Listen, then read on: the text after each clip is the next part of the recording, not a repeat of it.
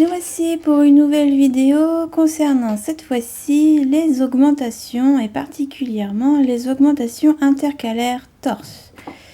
On les appelle aussi augmentation intercalaire à droite et augmentation intercalaire à gauche.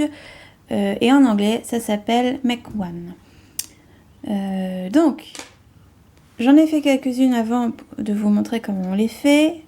Vous voyez ici 4 mailles de jersey normales et ici, il y a une augmentation. Ici, il y a une autre augmentation et un peu plus haut, ici, il y a une augmentation. Pareil de l'autre côté. Donc, ces augmentations sont en général celles qu'on utilise le plus à partir du moment où on doit faire des augmentations tous les 2 rangs, tous les 3 rangs, etc. Mais on ne peut pas l'utiliser quand on fait des augmentations tous les rangs. Ça donne un schmilblick pas possible. Bref, je vous montre comment on fait. Donc, on va commencer par tricoter jusqu'au moment où on doit augmenter. Donc, je fais mes 4 premières mailles en droit. Alors, je précise que dans ce tuto, je tricote à la suisse, mais ça ne change absolument rien à la technique.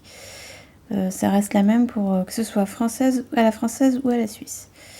Donc, j'ai tricoté mes 4 premières mailles et ici, je dois faire une augmentation intercalaire qui penche à droite. Alors, comme on voit quand ça penche à droite, c'est que le fil de la maille qui est devant penche vers la droite à chaque fois. Alors, comment on fait pour avoir une maille qui penche vers la droite? Eh bien, c'est tout bête. Vous voyez ce fil? Alors, vous pouvez le relever avec l'aiguille droite comme avec l'aiguille gauche, ça ne change rien. Mais ce qui est important, c'est de bien comprendre où se trouve le fil par rapport à l'aiguille gauche, à celle-ci. Donc, quand je veux que ça penche à droite, je passe le fil de manière à ce que l'aiguille gauche soit derrière.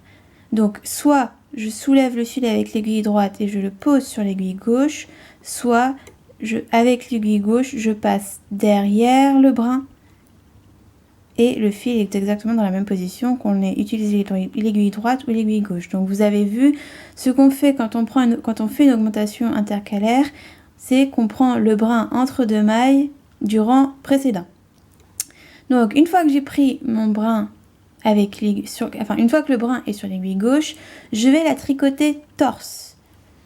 Car sinon, ce ne serait pas une augmentation intercalaire torse. Donc, pour la tricoter torse, ici, je passe. Vous voyez, ça croise les fils. Je fais comme si j'allais la tricoter à l'endroit. Et voilà, on a une augmentation intercalaire torse qui penche vers la droite. Et donc, qui est bien torse puisque les fils ici sont croisés. Voilà pour l'augmentation intercalaire torse sur l'endroit du travail. Donc je vais tricoter maintenant jusqu'au moment où je dois faire une augmentation intercalaire torse qui penche à gauche.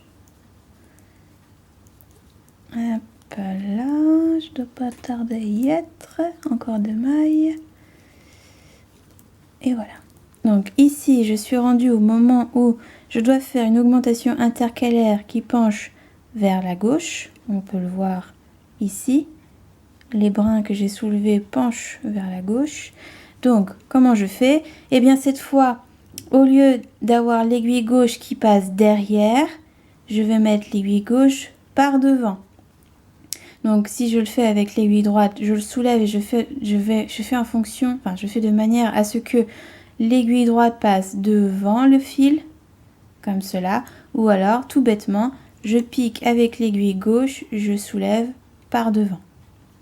Et là, de la même manière, je vais tricoter la maille torse et pour cela, cette fois, on piquera derrière. Puisque pour croiser les fils, on n'a pas d'autre choix que de piquer derrière. Et vous voyez, les fils se croisent, ça penche vers la gauche. Et c'est ainsi qu'on a une augmentation intercalaire qui penche à gauche. Donc voilà comment on fait pour faire sur l'endroit. Comme je vous l'ai dit, c'est une méthode qui ne se prête pas à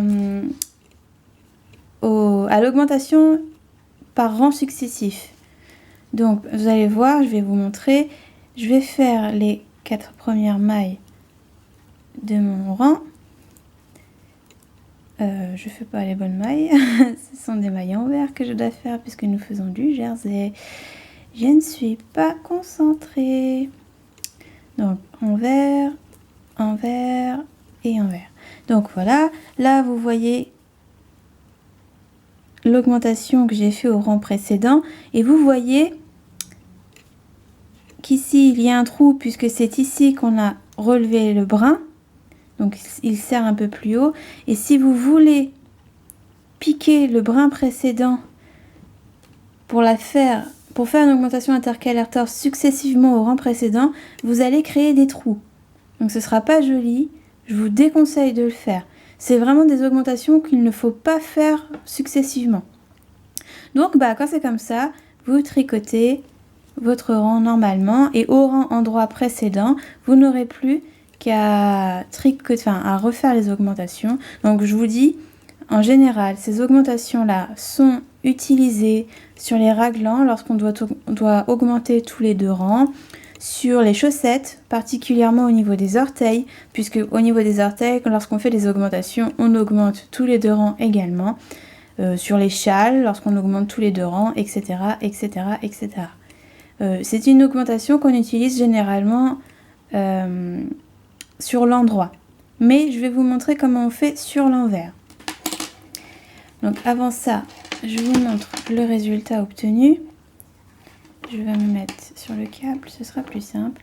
Donc vous voyez que mes augmentations penchent vers la droite. Vous avez un V qui part vers la droite quand vous avez fait donc on appelle ça des AIT, des augmentations intercalaires torse, des AIT qui penchent à droite, et vous avez les AIT qui penchent à gauche, ça vous fait bien un V vers la gauche. Et si on extrapole un petit peu, vous pouvez voir un bout de raglan, c'est-à-dire ici l'épaule, là le devant, et puis ici le dos.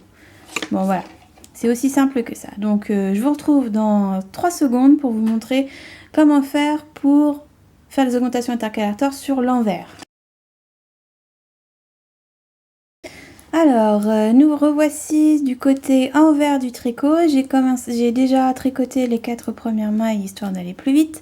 Donc, on est ici au moment où on doit faire une augmentation intercalaire torse. Donc, je rappelle qu'il faut piquer le brin qui est entre les 2 mailles du rang précédent pour obtenir une augmentation intercalaire torse.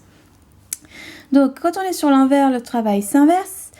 On veut suivre le côté vers lequel les augmentations font pencher le travail. Donc en l'occurrence là, ça penche à droite sur l'envers.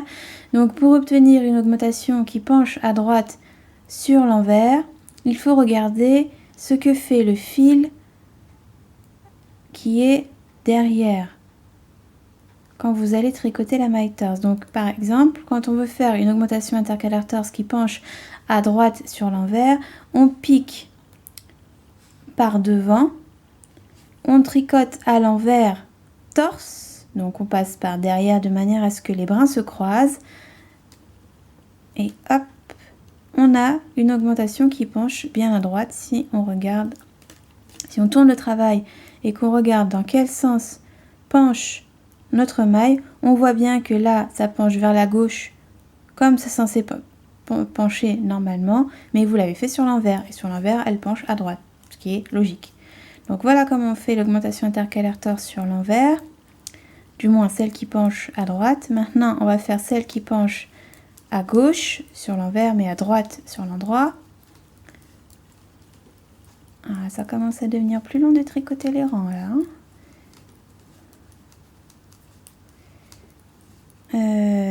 Encore une, et voilà. Donc on est de l'autre côté, on voit que c'est mince, la zone sur l'endroit